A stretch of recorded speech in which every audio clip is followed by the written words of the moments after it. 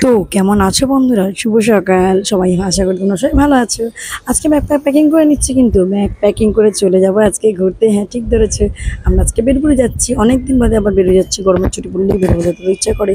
এই দেখো, ভোর তখন 4:30 বাজে। আমি সন্টুকে উঠে একটু দুধ খাইয়ে নিয়েছি, দুধ হরলিক্স।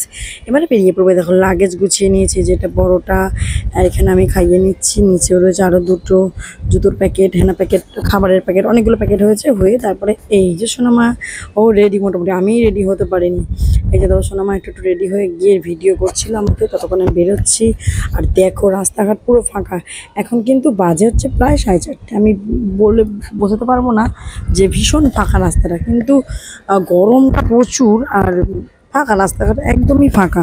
তো এই যে আমিও দাঁড়িয়ে আছি। আমার কখন যে সোনামা আমাকেও ভিডিওটা করে দিয়েছে আমি বুঝতে পারিনি। যাই হোক, গরমের ভেতরে যত হালকা পালকা ড্রেস পরেছি, ভীষণ কষ্ট হচ্ছিল, কিছু করার কিছু নেই। তো আজকে তোমাদের বিস্তারিত জানাবো যে দীঘায় যেতে গেলে তোমরা শর্টকাট সব থেকে কী নিতে পারো, যেতে পারে দীঘায় যাওয়ার সময়।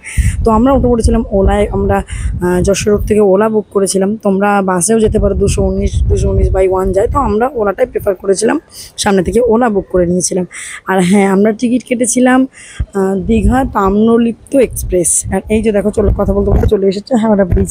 হাওড়া ব্রিজ এসে যাওয়া মানে আমাদের এসে গেছে হাওড়া স্টেশন, কারণ আমরা হাওড়া স্টেশন থেকেই যাব। তো আমরা এখানে টিকিট কেটেছিলাম। এরকম একটু ওপর থেকে নিয়েছিলাম, এবার একটু তলা থেকে ভালো করে হাওড়া ব্রিজের মানে নিচ থেকে ভিডিওটি নিলাম। এটা হচ্ছে একটা ফুলের মার্কেট। হাওড়ায় ফুলের মার্কেট চেনে না এমন কেউ নেই, সবাই মোটামুটি জেনে যে ফুলের মার্কেট হাওড়ায় বিখ্যাত। আর আসছে দেখো গঙ্গার উপর দিয়ে যাচ্ছিলাম। আমি আর লোভ সামলাতে পারলাম না, একটু ভিডিও তো করতেই হলো, আর করেও নিলাম। এই দেখো, এই যে আর উপর থেকে মানুষ যাতায়াত করছে, আর এদিক দিয়ে আমরা গাড়ি ঘোড়া আর কি যাচ্ছি, বাস বলো, ট্যাক্সি, ওলা, উবের, এরা সব যাতায়াত করছে।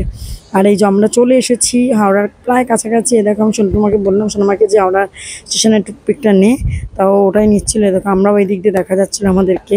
যাই হোক, এই দেখো এই যে হাওড়া স্টেশনের এই যে আমরা এখানে নামবো। আমরা নেমেছিলাম 10 নম্বর গেটের 21 নম্বর প্ল্যাটফর্ম থেকে আমরা উঠেছিলাম হাওড়া তাম্রলিপ্ত এক্সপ্রেসে। আজকে ভীষণভাবে আমাদের ভোগান্তিতে ভুগিয়েছে, কারণ আজকে 2 ঘন্টা লেট। যদি মনে করে ট্রেনে করে যাবে, হাতে যথেষ্ট সময় নিয়ে আসবে, কারণ ট্রেন ভীষণ লেট হতে পারে। লেট হবে, কখনো তাড়াতাড়ি হয় না, ভীষণ লেটই হয়। তো লেট তো হতেই পারে, ওই জন্য হাতে যথেষ্ট সময় নিয়ে তবেই বেরিয়েও, আমি এটাই বলবো। আর এই যে দেখো, আমরা প্ল্যাটফর্মে ঢুকবো, তো তখন আমাদের ব্যাগ চেকিং হচ্ছে, লাগেজ ওখানে চেক হচ্ছে। তো ওই যে আমাদের লাল ব্যাগটা ওই যে তোমার দাদাভাই নিয়ে নিয়েছে ওদিকে। আর নিয়ে যে আমরা ট্রেনের টাইম দেখছিলাম, ততক্ষণে কি আর করা যাবে। আর এখানে সন্টু পাখি বসে রয়েছে, আমিও পাশে বসেছিলাম। আর আমি ততক্ষণ ভিডিও করছিলাম, তারপরে কি আমি বসলাম।